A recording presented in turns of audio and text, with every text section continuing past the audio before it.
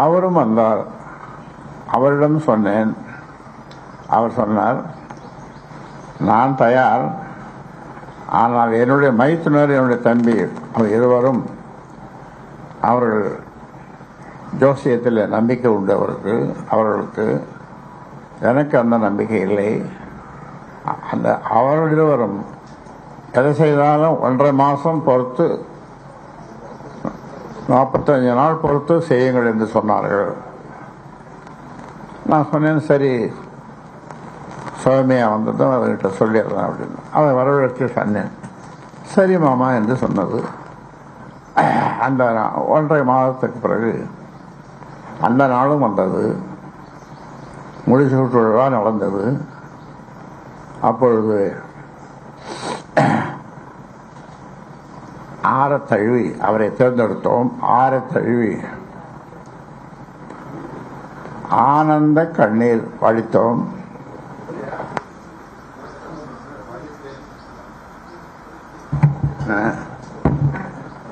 ஆனந்த கண்ணீர் வடித்தேன். அப்பொழுது நான் பேசும்பொழுது சொன்னேன், என் குடும்பத்தைச் சேர்ந்த பெண்கள் யாரும் கட்சி நிகழ்ச்சிக்கோ மற்ற நிகழ்ச்சிக்கோ கட்சி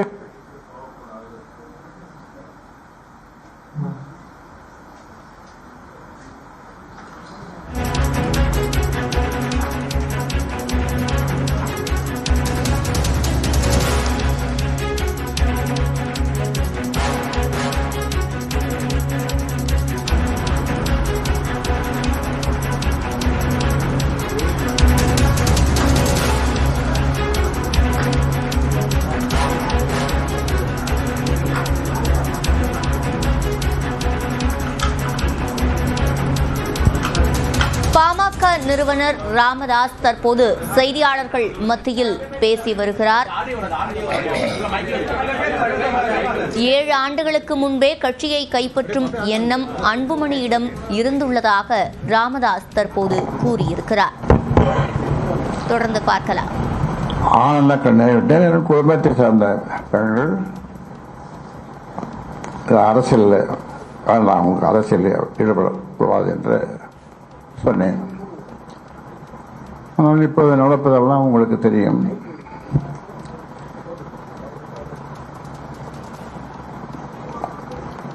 கோயிலாக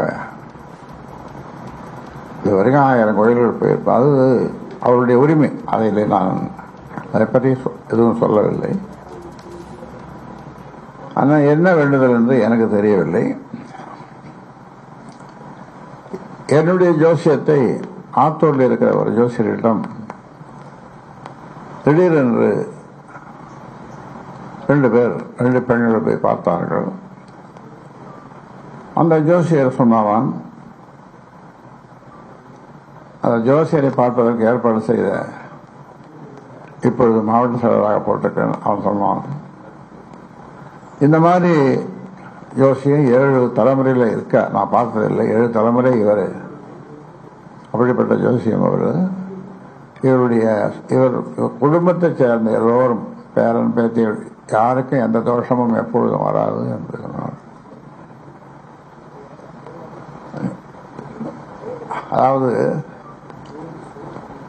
எங்க அப்பா இருக்கும்போது அவரு ஜோசியத்தில் நம்பிக்கை உண்டு. எல்லா ஜோசியமும். எனக்கு அந்த ஜோசியத்தில் நம்பிக்கை கிடையாது. எதுக்கு இது சொல்றேன்னா, அப்பொழுது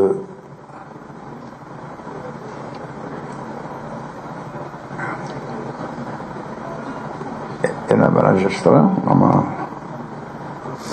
வைக்கமுட்டி பேரன், என்னுடைய குழந்தை பேரன். எனக்கு அந்த பையனை குழந்தைக்கும் ஒரே ஜோசியம், ஒரே ஜாதகமா. அதாவது என்ன சொல்றாங்க, நட்சத்திரமா. அது சரி, அது போட்டோம். இப்போ அவெல்லாம் நீங்க துடிச்சிட்டு இருக்கீங்க. சரி, என்ன கேள்வி கேட்டு இவரை மடக்கலாம். இப்போது நீங்க கேள்வி கேளுங்க. அப்படின்ற நிலைக்கு இந்த பிரச்சனை போய்விட்டது அப்படின்னு நீங்க சொன்னீங்க. அப்ப அப்போ இதற்கு ஒரு தீர்வே கிடையாது. பேச்சுவார்த்தை மூலமாக தீர்வு காண முயற்சி செய்தது, இது எல்லாமே தோல்வியில் முடிந்திருக்கிறது. நான் அப்படித்தான் நினைக்கிறேன். ஏனென்றால் இருவர் வந்தார்கள், அவர்களெல்லாம் பெரிய ஜாம்பவான்கள், பெருமைக்குரியவர்கள். அவர்கள் எனக்கு அவரிடம் பேசியிருக்கிறார்கள். ஆனால் ஒரு நல்ல பதில் வரவில்லை. இந்த தலைவர் பதவி வேணும்னு சொல்றதா நான் சொன்ன தேர்தலில் முடிஞ்ச பிறகு அவர் தான் எல்லாம் பார்த்து போறாரு. எனக்கு இது அரசியல் என்பது வாரிசு கிடையாது. பொதுவாக நான் உங்ககிட்ட எவ்வளோ கொடுத்துட்டு போவேன். அவர்கிட்ட எனக்கு இல்லையானுட்டா கூடாதான் வாங்கிறது ரெடியா இருப்பாரு. வாங்கம்மா, அவர் வேணான்ட்டாருங்க. உங்களுக்கு உங்களுக்கு உங்களுக்கு வேணுமா? வேணுமா கொடுப்பாங்க. ஐயா என்ன செய்தாலும் தலைவர் பதவி தான், வேற ஒன்றும் இல்லை. அப்புறம் கேள்வி. அன்புமணி ஐயா வந்து உங்க பேச்சை கட்டுப்படுத்தி இருந்தாங்க. தற்போது உங்க பேச்சை கட்டுப்படுத்தாம மோதல் போக்கு வந்து நிலவி வருகிறது. இதற்கு பாஜக பின்புலம் இருக்குன்னு நினைக்கிறீங்களா? பாஜக அதெல்லாம் யாரும் பின்புலம் இல்லை. இன்னொன்னு, யார் சொன்னாலும் அவர் கேட்க மாட்டார். அதாவது இங்க இருக்கிற எல்லாரும் சேர்ந்து முயலுக்கு எத்தனை காலம் கேட்டா என்ன சொல்லுவீங்க? சொல்லுங்க. இல்ல 4 கால். ஆனா அவர் 3 கால் தான் சொல்லுவார். அந்த 3 கால அப்படின்னு சொல்றதை நிறுத்தி 4 தான் சொன்னோன்னா பிரச்சனையே முடிஞ்சு போயிடுச்சு. பிரச்சனையே முடிஞ்சு போயிடுச்சு. இவ்வளவு ஆண்டு காலமா நீங்க நிறுவனரா தான் இருந்து தேர்தலை சந்திச்சீங்க. இந்த முறை தலைவரா இருந்து தேர்தலை சந்திக்கணுங்கிற நினைக்கிறது என்ன காரணம்? அதாவது இந்த கட்சியை சரியாக வழி நடத்தல பண்ணல அப்படின்றதுதான். இப்போ ஒரு 40 தொகுதி 50 தொகுதி எடுத்து வேலை செய்தோம். ஆனா அதை போய் அதுக்கு கொஞ்சம் கூட அவர் ஒத்துழைப்பை கொடுக்கல. அதனால நாம கொஞ்சம் வலுவா இருந்தா தான், ஒரு 50-60 தொகுதியில வலுவா இருந்தா தான் கூட்டணி பேசுறதுக்கும் நம்ம கிட்ட வருவாங்க. நாமும் வெற்றி பெறலாம், கூட்டணி கட்சி பெரிய கட்சியா இருக்கிறவங்க அவங்களும் வெற்றி பெறலாம். அதற்கு அவர் உழைப்பதற்கு தயாரா இல்லை. என்னிடம் இவர் தருமபுரியில் நிற்க போகிறார் என்று பல காலம் தொடர்ந்து சொல்லி வந்து அங்கேதான் நின்னார். கடைசியில் இங்க வந்த போது நான் கேட்டேன் அந்த தேர்தல் நேரத்தில், தருமபுரியில் யார் நிற்கிறது? நான்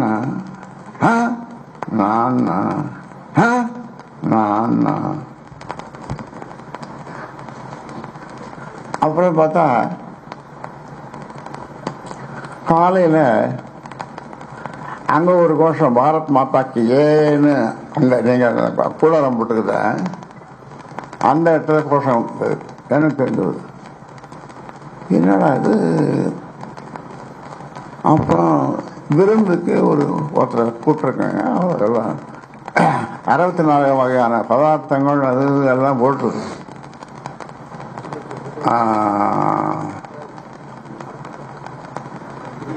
அவருக்கு சாப்பாடு டிஃபன் கொடுத்தாங்க. அதுவும் எனக்கு தெரியாது.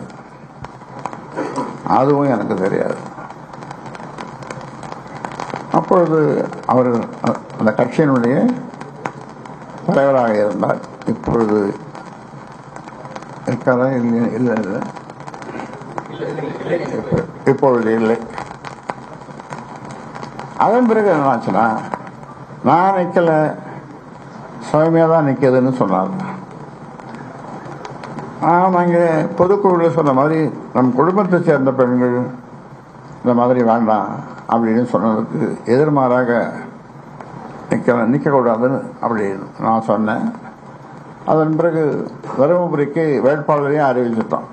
அரசாங்கம்னு ஒரு பையன், அது ஊடகங்கள்லாம் வந்துடுது, அவர் தான் வேட்பாளர் அப்படின்னு. அப்புறம் என்னுடைய சின்ன மகளை பெரிய பேரன் எல்லாம் சேர்ந்து என்கிட்ட கெஞ்சினா போதுமா, குத்தாடி வாதாடி எல்லாம் பண்ணி சரி